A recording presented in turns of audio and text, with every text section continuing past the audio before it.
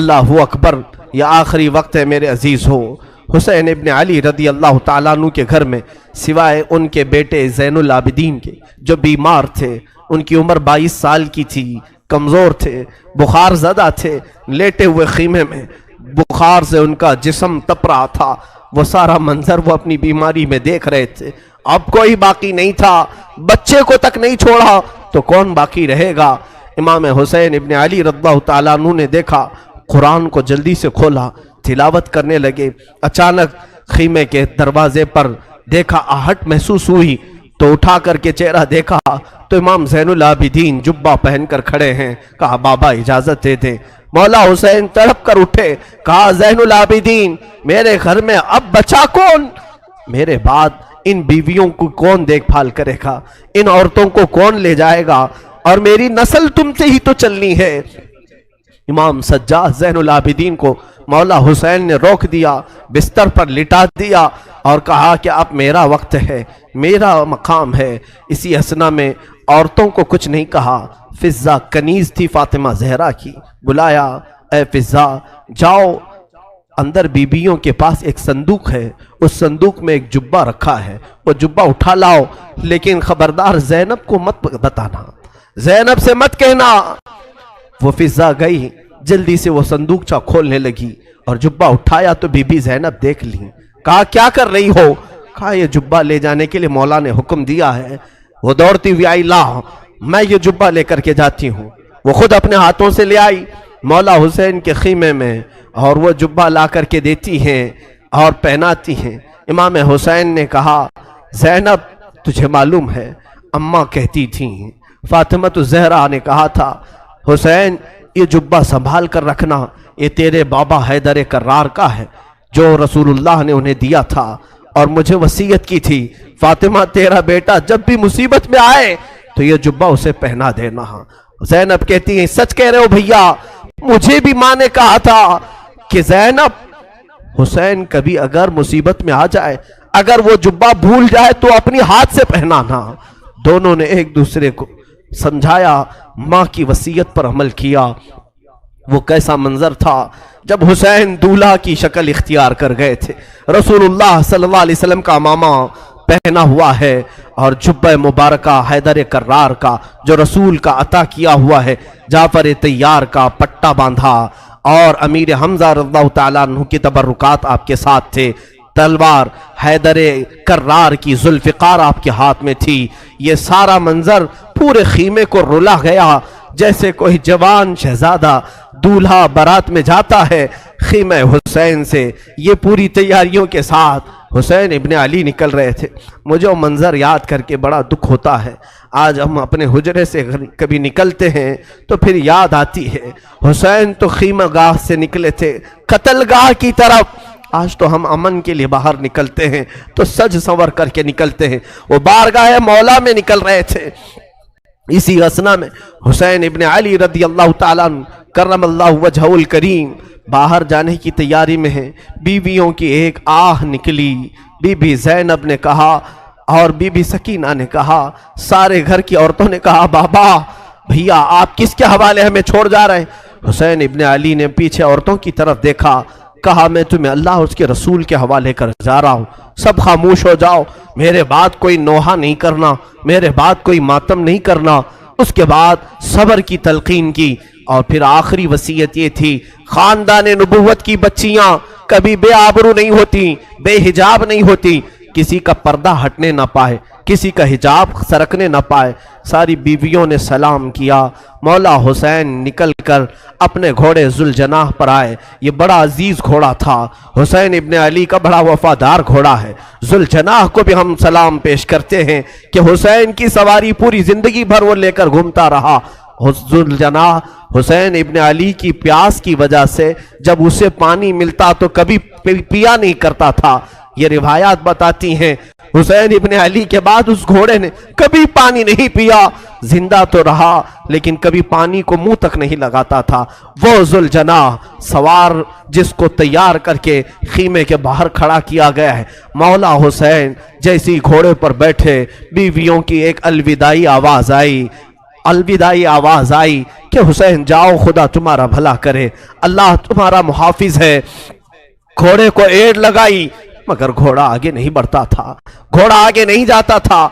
Zuljanah को मौला हुसैन ने कहा, ऐ जुलजनाह, तूने कभी मेरी नाफरमानी नहीं की, आज तक तूने मेरी कभी हुक्मातुली नहीं की।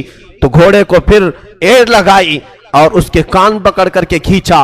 वक्त बहुत कम है हुसैन के पास, चल आगे बढ़, चल आगे बढ़, आज तू अपने जौहर दिखा। मौला हुसैन पुकारते रहे, घोड़ा आगे नहीं बढ़ता रहा और घोड़ा झुक करके इशारे से पैरों की तरफ दिखा रहा था। हुसैन इब्ने अली उतर करके देखते हैं, बीबी सकीना सामने दोनों घोड़े के पैर पकड़ कर बैठी और जुलजनाह से कहती है, ऐ जुलजनाह, क्या तू बाबा को आखिरी बार ले जा रहा है? क्या तू आखिरी बार ले जा रहा है? हमारे घर की तमाम रोशनियां तू ले जा रहा है, हमारे घर का सूरज गुरूब करने ले जा रहा है। बच्ची छोटी सी घोड़े के सामने के पैरों को पकड़ कर बैठी है।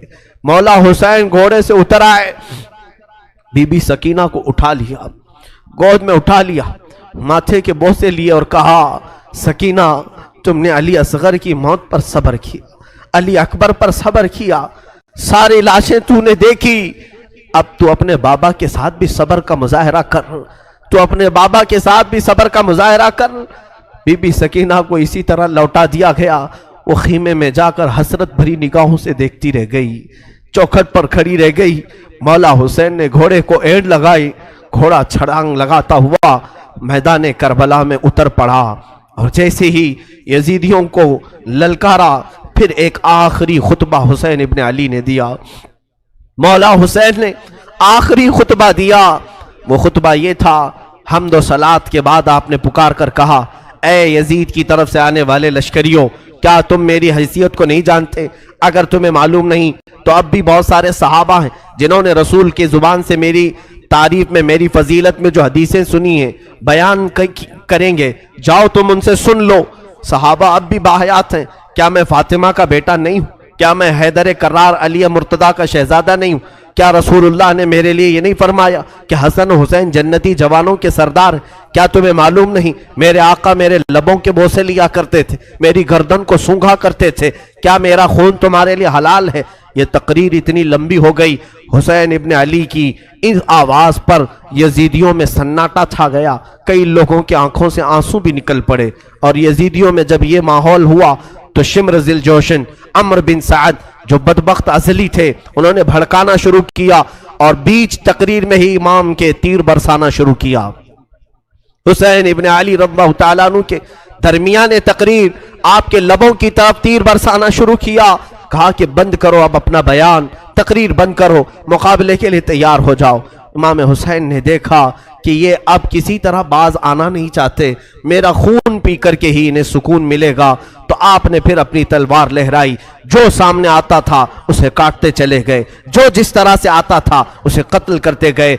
हुसैन इब्ने अली इतनी मर्तबा खीमे की तरफ आते थे और अपनी बीवियों को देखते और फिर चले जाते थे।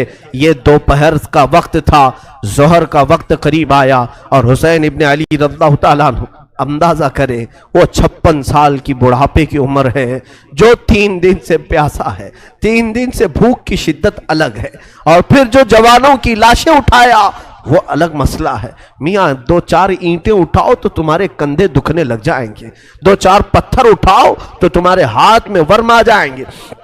हमने देखा है। और तन्हा हुसैन रज़ियल्लाहु तआला अन्हु ने 1-2 नहीं, तकरीबन 40 लाशें उठाई दिन भर में, 40 से ज्यादा लाशें उठाई, बच्चों की अलग, जवानों की अलग, बूढ़ों की अलग। उन लाशों को उठा करके वो बूढ़ा जिस्म क्या कमजोर नहीं हुआ होगा? प्यास अलग है, भूख अलग है, बीवियों का रोना अलग है, उन्हें बेबसी पर छोड़कर आना ये गम अलग है। हम तो बेहाल हो जाएंगे, हम तो गमों से मर जाएंगे। इसीलिए सब्र हुसैन पर मैं समझता हूं दुनिया के कोई शख्स पहुंच नहीं सकता, उस इस्तिकामत पर कोई नहीं पहुंच सकता। हुसैन इब्ने अली दोपहर के वक्त मौला हुसैन करबला के मैदान में घिर गए। तन्हा अली का लाल खारों में घिर गया, वो फातिमा का लाडला हजारों में घिर गया। अब हुसैन इब्ने अली के मुतालिक जो मैंने शुरू में कहा था, फातिमा के लाडले का आखिरी दीदार है, फातिमा के लाडले का आखिरी दीदार है। हश्र का हंगामा बरपा है, मियाने अहले बैत, दरमियाने अहले बैत। रसूलुल्लाह के इस शहजादे ने फिर ललकारा, लोगों को ललकारते रहे और कत्ल का ये बाजार गर्म था। अम्र बिन साद ने कहा, हुसैन ने तन्हा 50 लोगों को मार दिया, तुम तन्हा हुसैन को क्यों नहीं मार पाते? तन्हा हुसैन को क्यों नहीं मार पाते? हुसैन इब्न अली रदी अल्लाह ताला अन्हु के मुतालिक एक रिवायत में ये भी बता दूं मेरे अजीजों, उस हालत में भी हुसैन इब्न अली ने सखावत का दरिया नहीं रोका था।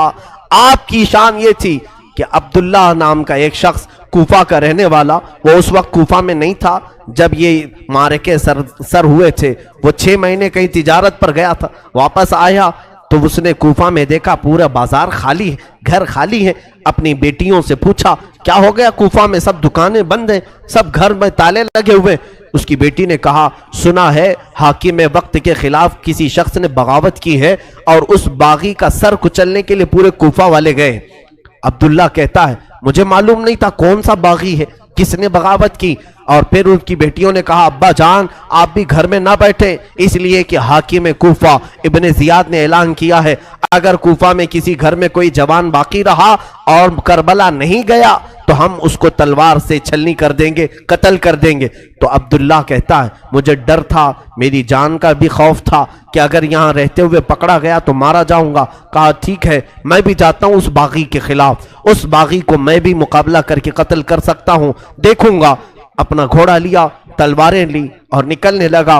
बेटी ने कहा, बाबा जान बहुत सारा लश्कर गया है उस बागी को कत्ल करने के लिए, आप भी उस लश्कर में मिल जाएं। और सुना है जंग के बाद माले गनीमत हाथ आता है, माले गनीमत हाथ आता है, जो भी माल मिलता है वो फौजियों में बांटा जाता है। बाबा जान मुझे यमनी अकीक पत्थर बड़ा पसंद है, यमन का अकीक पत्थर बड़ा पसंद है, अगर वो माले गनीमत में मिल जाए